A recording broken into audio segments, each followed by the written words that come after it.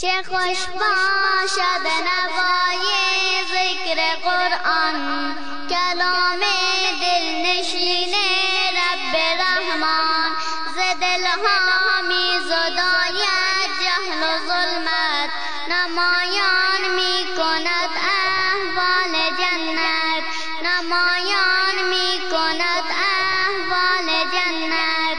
شفاعت می کند از بهر آدم، منور می کند پهنای عالم. شده روشن دلم از آیه هایش، معطر گلشن جان از صفایش، معطر گلشن جان از صفایش. بیایید ای مسلمانان به سویش، مصفا دل کنید از شست و شویش. اگر خواهان جنات خدایید که باید سوی الطافش بیایید. تدبر کن درون آیه هایش، منور کن دل از نور جلایش، منور کن دل از نور جلایش.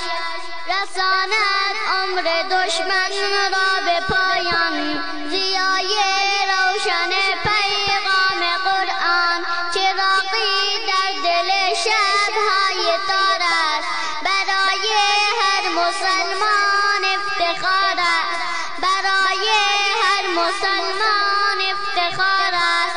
رساند مؤمنان بر حوض کوثر، کند ویران کاخ ظلم و کافر، کند ویران کاخ ظلم و کافر. به روز آخرت نزد خدایت، شفاعت می کند یا که شکایت.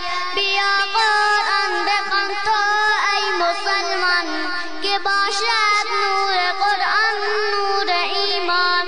بیا قرآن بخوان تو ای مسلمان، که باشد نور قرآن نور ایمان، که باشد